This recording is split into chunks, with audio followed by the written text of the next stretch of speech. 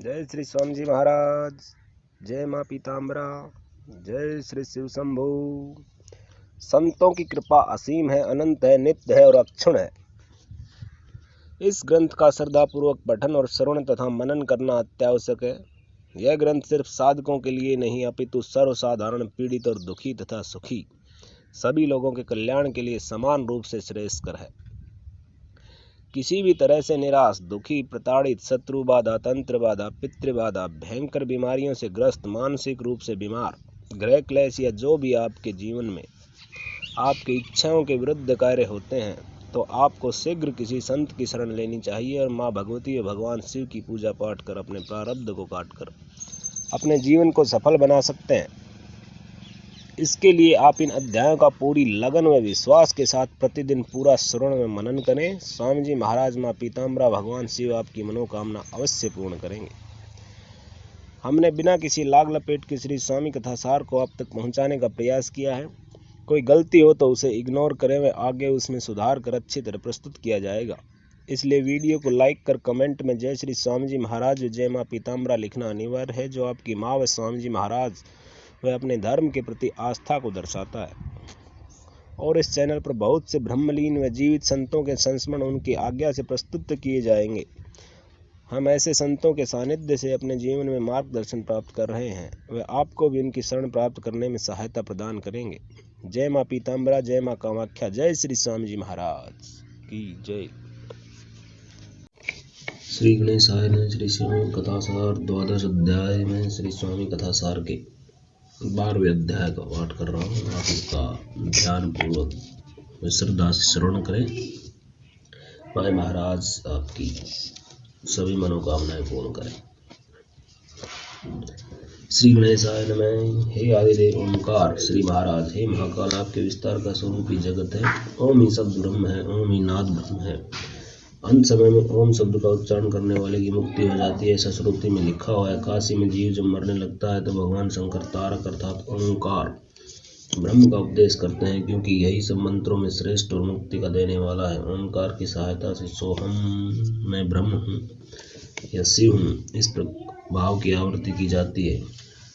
पक्के अभ्यास से जीवन काल में ही ब्रह्म भाव अद्वैत का साक्षात्कार होता है और पुरुष जीवन मुक्त हो जाता है। हे महानाद रूप पीताम्बरा पीठाधीश्वर श्री महाराज, अंत समय में श्री स्वामी अथवा श्री महाराज नाम उच्चारण करने वाले की भी मुक्ति हो जाती है। आपके अवतार का कार्य जीव मात्र को मुक्ति देना है। यह कार्य आदिकाल से आपने ही संभाल रखा है। श्री प्रभु आपके परम भक्त नारायण सिंह, श्री कृष्णानंद बुधौली आदि अनेक अंत समय में आपका नाम लेकर सहज ही पार हो गए हैं। हे गोविंद, जैसी मुक्ति आपने हीरालाल को दी, जैसा कि आपके मुखारविंद से भक्तों ने सुना। भक्त हीरालाल सिंधे आश्रम में रहता था और प्रतिदिन बड़े प्रेम और श्रद्धा से ही प्रभु श्रद्धापूर्वक चाय तैयार कर आपको अर्पण करता था। उसके भोलेपन, उसकी सरलता, उसकी सच्चाई और पवित्रता पर आप बड़े प्रसन्न रहते थे। एक दिन अचानक हीरालाल का देहांत हो गया। एक सेवक ने दौड़कर इसकी सूचना श्री प्रभु को दी तो हे स्वामी महेश्वर, आपने आश्चर्य प्रकट करते हुए कहा, भाई अभी तो उसने हमें चाय भी नहीं पिलाई है, बगैर चाय पिलाए उसकी मृत्यु कैसे हो सकती है।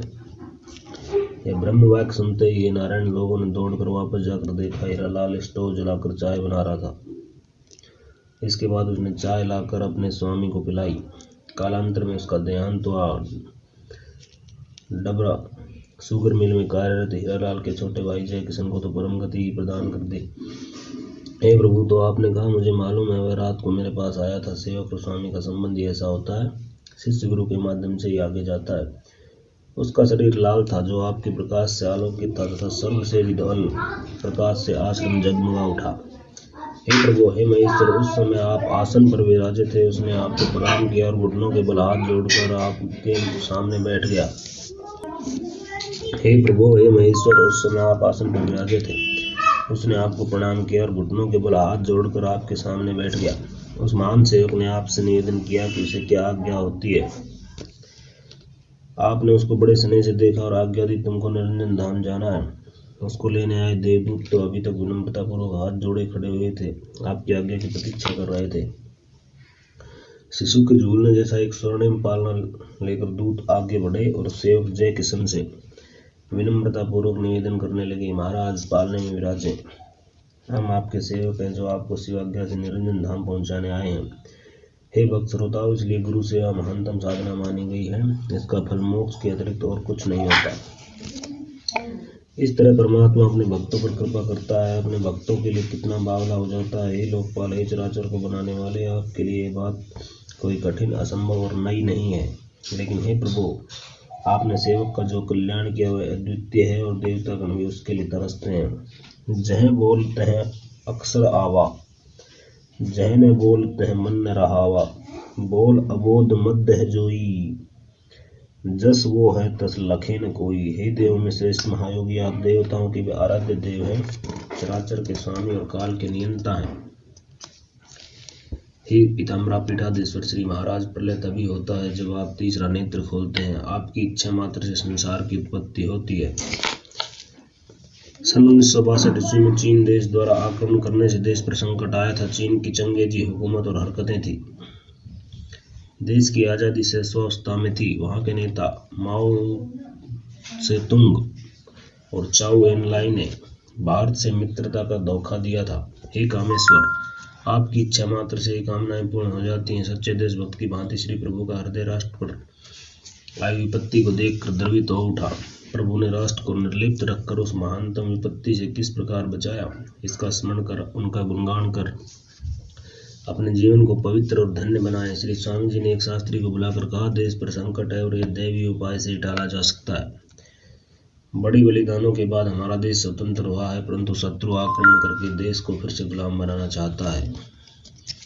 इन शत्रुओं की बर्बरता हमारे आर्य धर्म के लिए अत्यंत घातक सिद्ध होगी। देश में न राम रहेगा न दास, देश में नास्तिकता घर कर जाएगी।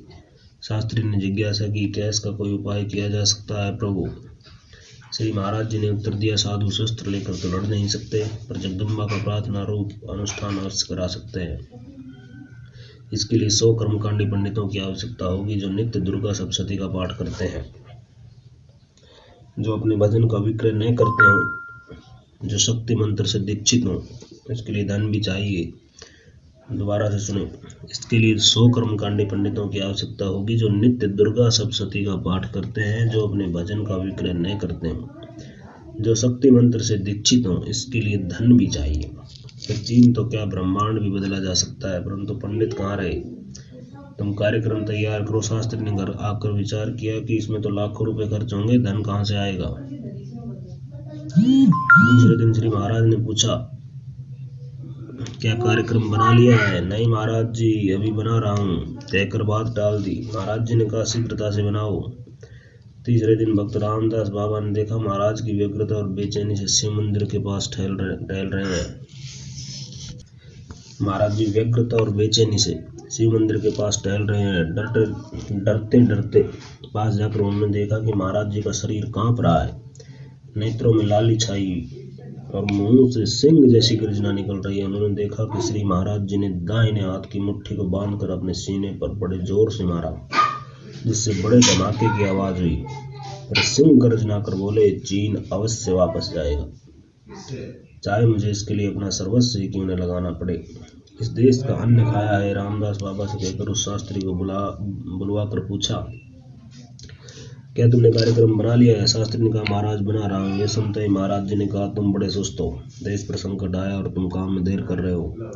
शास्त्री मन ही मन सोच रहे थे, चलो कार्यक्रम तो बना देते हैं, होना जाना तो कुछ है नहीं, क्योंकि खर्च का प्रबंध कहाँ से होगा। अभी ये बात सोच ही रहे थे कि देखा, दवाइयाँ बनाने वाली कंपनी वैद्यनाथ भवन के मालिक पंडित रामनारायण वैद्य आपके दर्शनों को बड़ी व्यग्रता से अंदर आ रहे हैं। वैद्य जी ने आते ही प्रणाम करके कहा, प्रभु देश पर महान संकट आया है, क्या किया जाए? श्री स्वामी जी ने उत्तर दिया, उपाय तो है लेकिन धन की आवश्यकता पड़ेगी। वैद्य जी ने शीघ्र उत्तर दिया, मेरी अपनी संपूर्ण संपत्ति जो आपकी कृपा से ही मुझे प्राप्त हुई है, राष्ट्र को समर्पित है। यह सुनकर शास्त्री सोचने लगे, मुझे इतने दिन प्रभु के पास आते हुए हो गए, मैंने अभी इन्हें पहचाना नहीं और बात को टालता रहा। वे लज्जित होकर शीघ्र ही कार्यक्रम बनाने में जुट गए। वैद्य जी ने दानों और पंडित सबका प्रबंध किया। अनुष्ठान प्रारंभ हो गया। अनुष्ठान के मध्य में ही हे भगवान नरसिंह अवतार, आपने अनुष्ठान की सफलता की घोषणा कर दी। इस अनुष्ठान में त्रिलोक की स्तंभिनी जगन माता भगवती बगलामुखी एवं भगवती धूमावती का आह्वान किया गया था। संसार भर में बिकने वाली इलस्ट्रेटेड वीकली ने अपने अंक दिनांक 6/10/73 के पृष्ठ संख्या 19 पर संपादकीय चीयरो शीर्षक के अंतर्गत इस राष्ट्र रक्षा अनुष्ठान का एक विस्तृत एवं सजीव चित्रण किया, जो श्री महाराज जी से आज्ञा प्राप्त डॉक्टर इंद्रमणि शुक्ल ने समस्त भक्तगणों को पढ़कर सुनाया था, किंतु आपकी इच्छा अनुसार उसको प्रचार का रूप नहीं दिया गया। इस अनुष्ठान को अत्यंत गोपनीय रखा गया। अनुष्ठान के दौरान, जबकि अनुष्ठान प्रारंभ हुए करीब 1 सप्ताह हुआ था, श्री प्रभु ने अपने रात्रि के एक स्वप्न का साधक जनों को विस्तृत विवरण दिया। रात्रि को हमने स्वप्न में क्या देखा कि हम घूमते हुए एक उद्यान में पहुंचे जहां एक छोटा सा जलाशय भी है। समीप जाकर क्या देखते हैं, जलाशय के किनारे एक काले रंग की गुड़िया बैठी है और उसके पास एक बालक भी खड़ा है। पास आने पर गुड़िया अंग्रेजी में बोली, आई डोंट नो यू। यह वचन सुनकर मैंने हाथ जोड़कर उसका अभिवादन किया। इतने में हमारी नींद टूट गई। तब से हम यही सोच रहे हैं कि यह तो धूमावती देवी थी। हम हमेशा इनका स्मरण भी करते हैं, फिर भी इन्होंने यह क्यों कहा, I don't know you. Shri Maharaj के श्रीमुख से यह शब्द बड़े प्यारे मालूम हुए। श्री राघवेंद्र ने आगे कहा, मालूम होता है कि इस अनुष्ठान में हमने इनका योगदान नहीं लिया है। शायद वे इसलिए संतुष्ट हैं। हमें उनका भी योग इस अनुष्ठान में लेना होगा। फिर वैसा ही किया गया। धूमावती माई भूखी माई के नाम से भी जानी जाती हैं। एक बार भूख के कारण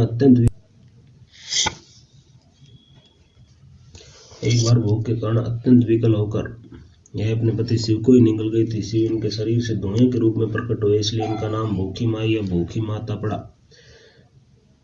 उस समय से यह विधवा स्त्री का रूप धारण किए हुए भक्त गोपाल दास जो वहां बैठे थे, श्री महाराज से आज्ञा मांगकर भगवती धूमावती की संस्मरण सुनाने लगे, जो अनुष्ठान के समय में हुए थे। श्री प्रभु ने उनको आदेश दिया था कि भगवती धूमावती के चित्र से जो दीपक के सामने स्थित है, यदि कोई अनुभव या मूक भाषा सुनाई दे तो वह तुरंत आपको सुनाया जाए। 11वें दिन अर्धरात्रि को आश्रम में निर्मित अखाड़े के पास एक भयानक तांत्रिक पशु की ध्वनि हुई। तुरंत जाकर आपको बताया गया। आपने प्रसन्न मुद्रा में कहा, आरंभ शुभ है, जाओ अपना काम करो। 15वें दिन चित्त से आदेश मिला, मैं भूखी हूँ, यह भी प्रभु को बतलाया तो आपने पूरा विवरण सुनकर कहा, वह तो हमेशा भूखी रहती है, उनको बलि देना अत्यंत कठिन है। चावल, साबुत उड़द, शुद्ध घी, गुड़ और दही सम्मिश्रण कर भोजन कराओ। दूसरे दिन पुनः चित्र से संकेत प्राप्त हुआ, भोजन पर्याप्त नहीं है। आप श्री की आज्ञा से घी, चुपड़ी, 4 रोटी और बढ़ा दी गई। अगली रात पुनः चित्र से संकेत मिला कि अभी जप कम हो रहा है, 5 माला और बढ़ाओ। आपने 5 माला का जप और बढ़ाने का आदेश दिया। 21वें दिन जप करते हुए गोपाल दास अर्ध निद्रित हो गए। तभी भगवती धूमावती ने उनका हाथ पकड़कर कहा, मेरे साथ मोटर में बैठकर चीन चलो। गोपाल दास ने उत्तर में कहा, मैं अनुष्ठान कर रहा हूँ, अनुष्ठान छोड़कर मैं कैसे जा सकता हूँ, कृपा करके आप अकेली चली जाएं। जगदम्बा धूमावती कार में बैठ गई। मोटर प्रारंभ होने की आवाज आई और अदृश्य हो गई। यह बात श्री प्रभु से कही तो आपने कहा, तुमने गलती की, तुम्हें माँ के साथ जाना था। खैर, अब हमको जाना पड़ेगा। उसकी दूसरी रात्रि को जपकर्ताओं ने जप करते समय अर्धोन्मीलित नेत्रों से देखा कि भगवती धूमा माई चीनी सेना पर प्रहार कर रही है। परिणाम स्वरूप चीनी सेना में भगदड़ सी मच रही है और वह अपने देश को वापस जा रही है। बाद में पूर्णाहुति से पूर्व ही चीन ने युद्ध विराम की घोषणा कर दी। इन्हीं दिनों देवरिया के एक वकील साहब ने आपकी आज्ञा से सन 1972 ईस्वी में भगवती धूमावती के लिए एक छोटा सा मंदिर निर्मित करा दिया, क्योंकि जगन माता ने, हे त्रिलोकपति, आपसे स्वयं यह कहा था, मैंने तुम्हारा काम किया है, अब तुम भी मेरा काम करो, अर्थात मेरा भी आश्रम में एक मंदिर बनवाओ। इस कारण भगवान ने देवरिया के वकील साहब को मंदिर निर्माण की आज्ञा प्रदान कर दी थी। त्रिलोक स्तंभनी ब्रह्मास्त्र विद्या बगलामुखी अपने दाहिने हाथ में दबा लिए और बाएं हाथ में शत्रु रूपी राक्षस की जीभ पकड़े हुए। अक्सर देखा गया है, वाणी ही सब झगड़ों की जड़ है। द्रौपदी के यह कहने पर कि अंधे के अंधाई पैदा हुआ, महाभारत युद्ध में बड़ा नरसंहार हुआ, जिससे देश को कभी न पूरी होने वाली क्षति हुई और देश अपनी गरिमा को खो बैठा। भारत सरकार के तत्कालीन दार्शनिक राष्ट्रपति सर्वपल्ली डॉक्टर राधाकृष्णन ने अनुष्ठान के सफलतापूर्वक संपन्न हो जाने पर आपको राष्ट्रगुरु स्वीकार कर कृतज्ञता प्रकट की। लेकिन श्री प्रभु ने यह कहते हुए राष्ट्रगुरु की उपाधि स्वीकार कर दी कि समस्त उपाधियों को त्यागने के बाद ही सन्यासी का जीवन सार्थक होता है। सन्यासी को उपाधि से क्या तात्पर्य, परंतु आपकी अस्वीकृति होने पर भी लोग आपको राष्ट्रगुरु के नाम से भी जानने लगे। कह रहा है मौज दरिया में से समुंदर का सुकून, कह रहा है मौज दरिया से समुंदर का सुकून, जिसमें जितना जर्फ है उतना ही वो खामोश है। लहरें कह रही हैं दरिया से कि अरे तुम जरा समुद्र की महान शांति के रहस्य को सुनो, जिसमें जितनी गहराई होती है उतना ही खामोश हो जाता है। हे सर्वसमर्थ, आपकी कृपा से देश दोबारा गुलाम होने से बच गया। सारा राष्ट्र आपका कृतज्ञ, आपको समर्पित करने के लिए अपना है ही क्या, हाथ जोड़ने के सिवाय। देश की शांति और समृद्धि के लिए ब्रह्म यज्ञ अनुष्ठान हुआ, जो कई दिनों तक चलकर संपूर्ण हुआ, जिसमें चारों सांगोपांग वेदों के ज्ञाता ब्राह्मणों ने सहस्वर पाठ किया। इस तरह का ब्रह्म यज्ञ महाभारत काल में 5000 वर्ष पूर्व हुआ था। इस ब्रह्म यज्ञ में पूजन एवं हवन का कार्यक्रम भी साथ चला। सायंकाल को आरती से पूर्व यज्ञ में भाग लेने आए ब्राह्मण पंक्ति में बैठ जाते थे और हे अक्षत दामोदर, आप अपने आसन पर विराजमान होकर उन लोगों का सहस्वर पाठ सुनते थे। एक दिन एक कृष्ण यजुर्वेदी ब्राह्मण पाठ करता करता कहीं से भूल गया। क्षण भर के लिए निस्तब्धता छा गई तो दूसरे ही क्षण आपने स्वयं उसी स्थल से आगे पाठ प्रारंभ कर दिया। यह सुचारू रूप से चल रहा था कि एक दिन यज्ञ के आचार्य रामनाथ जी मिश्र की वाणी लड़खड़ाने लगी। देखते ही देखते गड़गड़ाहट के साथ आवाज बंद हो गई। श्री प्रभु ने शिष्य डॉक्टर योगेश मिश्र डॉक्टर अधिकारी को आज्ञा दी कि पंडित जी को जाकर देखो। यथोपचार करने के बाद उन्हें झांसी बड़े हॉस्पिटल में भेज दिया गया। वहां से वे 3-4 दिन बाद स्वस्थ होकर लौट आए। उन पर दुष्टों द्वारा प्रत्यय का मारण प्रयोग किया गया था ताकि यज्ञ विध्वंस हो जाए, जिसे स्वयं महाकाल श्री स्वामी जी ने शांत कर दिया। लोकाचार की दृष्टि से आचार्य को अस्पताल भेजा गया था।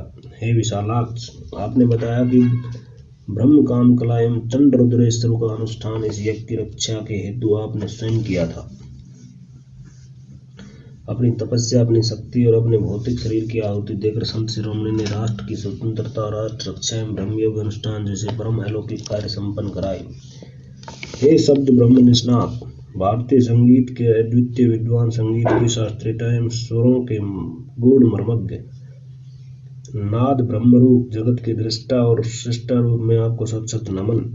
संगीत और अध्यात्म का क्या संबंध है कि राग रागनी का क्या प्रभाव होता है, किस समय कौन सा राग क्यों गाना चाहिए, इत्यादि बातों का ज्ञान संगीत के साधकों ने आपसे प्राप्त कर देश विदेश में भारत का गौरव बढ़ाया है।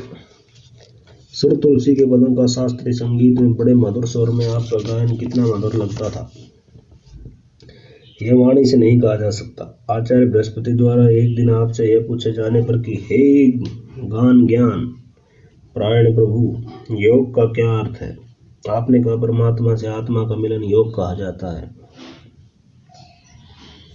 जो स्वर ज्ञान के द्वारा प्राप्त किया जाता है, स्वरों को जानकर जो इस महाविद्या को प्राप्त कर लेता है, वो ही मोक्ष का द्वार खोलता है। यह जगत संगीत ताल पर आधारित है। यह विद्या शुद्ध ईश्वरीय ज्ञान के लिए है। संगीत के बड़े बड़े महान धुरंधर कलाकार जैसे विष्णु दिगंबर, फयाज खां, नारायण राव जी व्यास, इनायत खां, अलाउद्दीन खां कंठे महाराज, गुदई महाराज, दिलीप कुमार राय, आदिल खां इत्यादि ने दरबार में कला का प्रदर्शन कर आपसे आशीर्वाद ले अपने को धन्य बताया। सितार वादक निखिल बनर्जी ने द्वितीय आश्रम में आपसे आश्चर्यपूर्वक पूछा कि आप कौन हैं, आपका स्वरूप क्या है, क्या आप संगीत के देवता तो नहीं। मैंने आज तक आप जैसे संगीत का महान मर्मज्ञ नहीं देखा। डागर बंधु जो गुमनामी के अंधेरे में खो गए थे, आज आपकी कृपा से सारे विश्व में फिर से मशहूर हो गए हैं। डागर बंधुओं ने स्वयं बार बार कहा है कि आश्रम में जाकर कितना आनंद मिलता है, शब्दों के द्वारा वर्णन नहीं कर सकते। श्री नासिर अहमद का कहना था कि महाराज जैसे संगीत का जानकार कोई नहीं है। श्रीमती मालिनी राजुरकर ने एक बार कहा, मैं तो स्वयं भी वहां जाने की इच्छुक थी। जब से उनके विषय में सुना है, उस महान आत्मा के सामने जो भी थोड़ा बहुत सीखा है उसे सुनाने की इच्छा रही है। मालिनी के गुरुजी का रचा देव देव महादेव गीत आपको बहुत भाया। एक नाथ जी तो कई बार गा चुके हैं। आचार्य बृहस्पति जी तो समय समय पर अपनी पत्नी श्रीमती सुलोचना यजुर्वेदी सहित आश्रम पर आकर कई दिनों तक ठहरते थे। सलील शंकर सितार वादक ने एक बार आश्रम में 1 महीने रहकर आपकी कृपा प्राप्त की थी। श्री रामचंद्र माधव अग्निहोत्री का कथन था कि दतिया जाकर गाने से मन को बड़ी शांति मिलती है। संगीतज्ञ अपनी हाजिरी श्री चरणों में देने के पश्चात आपसे आशीर्वाद पाने हेतु प्रार्थना करते थे। जिस कलाकार पर भी आपकी निगाह हो गई वह निहाल हो गया। अनगिनत महान संगीतकारों ने श्री चरण कमलों में अपनी कला का निवेदन कर अपने को गौरवान्वित किया, जैसे पटना के सियाराम तिवारी, कुमार गंधर राजन, साजन मिश्र, श्रीमती निर्मला देवी, श्री कृष्ण राव, शंकर पंडित, आर के सुंगे इत्यादि। काशी के स्वर्गीय पंडित बड़े रामदास जी, स्वयं पंडित छोटे रामदास जी आदि प्रमुख संगीतज्ञ आपसे संगीत विषय चर्चा किया करते थे। एक बार अलाउद्दीन खान दतिया रियासत के राजा को अपनी कला दिखाने आए। बीच राह में आश्रम पड़ता था। पहले वहां रुककर आपको सरोद वादन सुनाने लगे और फिर राजा के यहाँ जाना भूल गए। इसी में आधी रात हो गई। बाद में ध्यान आया तो यह कहकर कि दुनिया के सम्राट को अपनी कला पेश कर दी, तो अब किसको क्या सुनाऊं, और वहीं से वापस चले गए। आपको ध्रुपद गायन से विशेष लगाव रहा। कई बार व्यथित होकर कहते, ध्रुपद धमार का प्रचलन तो समाप्ति समझो। हे संगीत के देवता, बहुत पहले सलील शंकर प्रथम बार दतिया आए ताकि आपको सितार सुनाकर प्रसन्न कर लें और आपकी कृपा उस पर हो जाए, जिससे संगीत मार्ग में उसे सफलता मिल जाएगी। लेकिन प्रभु आपने उसे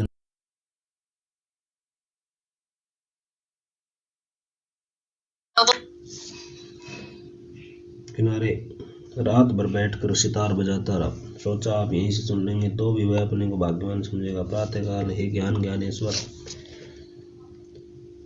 आपके भक्त रेवाराम ने श्री चरणों में निवेदन किया कि जो व्यक्ति कल आपको सितार सुनाने आया था दयनीय स्थिति में दरवाजे पर बैठा सितार बजा रहा है। दीनानाथ, आप उस पर कृपा करें, यह आपसे हाथ जोड़कर प्रार्थना है। हे श्रेष्ठवर, आपने कहा उसे बुलाओ, वह पास हो गया है। उसे अपनी कला के प्रति प्रेम है और सच्ची लगन है। आपने सलील शंकर का सितार सुना, उसकी लगन और कला की प्रशंसा की तथा मंत्र प्रदान करते हुए कहा, जाओ संगीत से ही परमात्मा को प्राप्त करो और देश का गौरव बढ़ाओ। संगीत से ही तुम्हें ज्ञान की प्राप्ति होगी। आपने आगे कहा, दृढ़ संकल्प से ही सिद्धि मिलती है। बालक ध्रुव ने पक्का निश्चय किया कि वह भगवान की गोद में ही बैठेगा और उस निश्चयात्मक बुद्धि से ही उसने कठोर तपस्या की तो उसे सफलता मिली। हे संगीत विद्याधर, आपने सलील शंकर को उपदेश दिया। आपकी अमृतवाणी सुनकर सलील शंकर के हृदय की ज्वाला शांत हो गई। उसे कल्प वृक्ष की छाया मिल गई। वह अपने भाग्य को सराहता हुआ संत शिरोमणि को प्रणाम करके चला गया। पंडित ओंकारनाथ ने आपको अपना गायन सुनाया था। संगीत के देवता महाकाल भैरव की मूर्ति प्रतिष्ठा आश्रम पर कराई गई।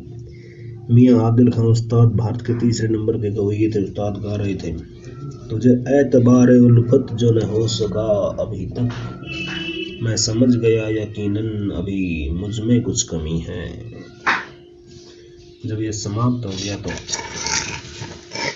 नटराज, आपने उस्ताद से कहा, चलो माला लो, मैं अरबी और संस्कृत दोनों के मंत्र जानता हूँ। बोलो, अरबी तथा संस्कृत में से कौन सा मंत्र तुम्हें चाहिए? मियां आदिल ने अदब से उत्तर दिया, मुझे अरबी और संस्कृत से क्या मतलब, मुझे तो तुमसे मतलब है। यह सुनकर रसराज श्री प्रभु बड़े प्रसन्न हुए। उस्ताद आदिल खां को आपकी शरण प्राप्त हो गई।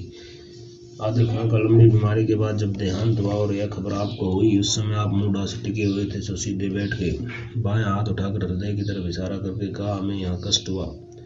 जाता तो सब कोई है, लेकिन उस्ताद बड़े कलाकार थे, सही मायने में फकीर थे। श्री सद्गुरु समक्ष ने उस्ताद को अपना परम धाम बख्श दिया। बीच में कोई रोक टोक नहीं। जिसका पीर स्वयं महेश्वर है उसके लिए रोक टोक कैसे हो सकती है। श्री उस्ताद ने संगीत के माध्यम से गुरु को प्रसन्न किया। किसी पर आप क्यों प्रसन्न हुए यह रहस्य कोई नहीं जान सकता है, तो आपके मेहर का सौदा है। दूध बेचने वाला बादाम सिंह जैसे, हे रमापति, आपने कहा था मैं तेरा पिता हूँ, मैं तेरी मदद करूंगा, घबराना नहीं। एक दिन वह और उसका एक साथी लच्छी दालान में बैठे माला फेर रहे थे।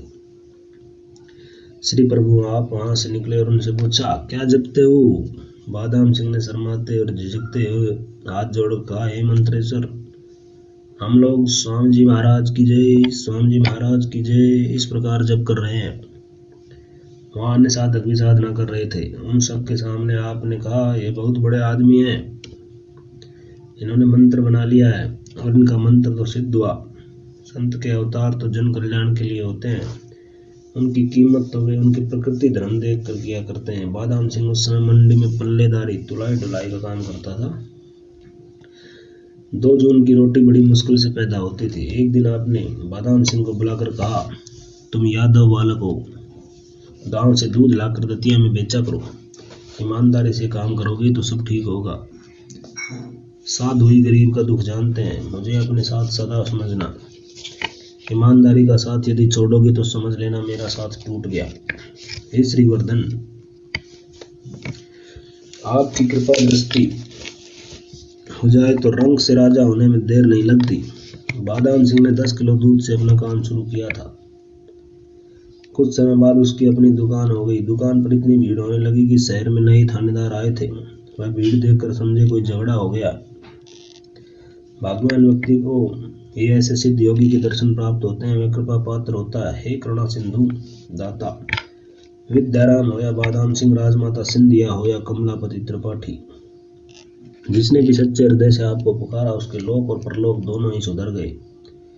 संत हृदय सच्चे और निस्वार्थ प्रेम, करुणा, दया, ममता आदि का मूर्तिमान रूप होता है। दतिया निवासी रतन सिंह परमार जब बहुत छोटे थे तो इनकी माता का स्वर्गवास हो गया। मानो इनकी दुनिया ही उजड़ गई। माताहीन पुत्र को कंगाल ही समझना चाहिए, क्योंकि पिता तो बहुत कठोर होता है। ये बहुत दुखी होकर इधर उधर फिरते थे, जैसे बिना माँ का बछड़ा माँ को दौड़ दौड़ कर चिल्लाता और ढूंढता है। एक दिन ये आश्रम पर गए तो आपने संकेत से इनको अपने पास बुलाकर बैठा लिया।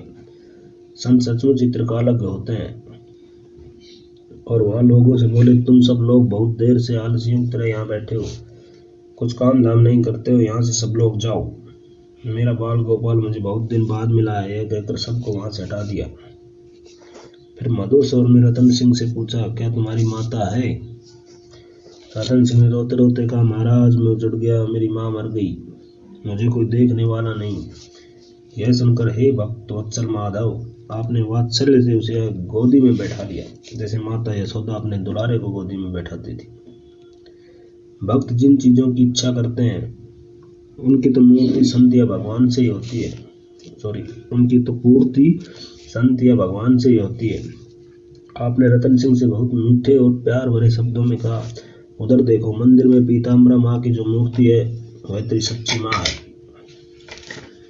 जन्म देने वाली माता तो किसी का जीवन पर्यंत साथ नहीं देती है, और जो जगत माता है वह सदैव ही रहती है तथा अपने जनों का सदा ध्यान रखती है। मैंने अपनी जन्म देने वाली माता की सेवा न कर और उसे छोड़कर इस विराजित श्री पीताम्बरा की सेवा की है। इस प्रकार तू भी इसी की सेवा कर। हे अमृत सागर, आय विनाशी पूर्णाति पूर्ण, आपने उस बच्चे को पुत्रवत पाला, यज्ञोपवीत कराया, दीक्षा दी। आपके जैसे महान विरक्त ने, जैसे यशोदा माता ने नंद दुलारे को अपने आंचल में छुपा कर रखा, उसी तरह से इस बच्चे को भी अपनी करुणा के आंचल में रखा। हे निरंजन, आपने सबका रंजन किया। श्री स्वामी जी महाराज की जय। श्री स्वामी कथासार के इस अध्याय का विशेष रूप से बार बार पाठ करने और सुनने से मोक्ष की प्राप्ति होती है। किसी कुत्सित भावना से श्री स्वामी कथासार पूरे का अथवा किसी एक अध्याय का भी पाठ करना और सुनना निषिद्ध है। दोबारा ध्यान करो, सुन लो। किसी कुत्सित भावना से श्री स्वामी कथासार पूरे का अथवा किसी एक अध्याय का भी पाठ करना और सुनना निषिद्ध है। अब इसको भगवती श्री पीताम्बरा माई को अर्पित करते हैं। बार इति 12 अध्याय समाप्त। श्री स्वामी महाराज की जय। पीताम्बरा माई की जय। श्री शिव शंभू की जय।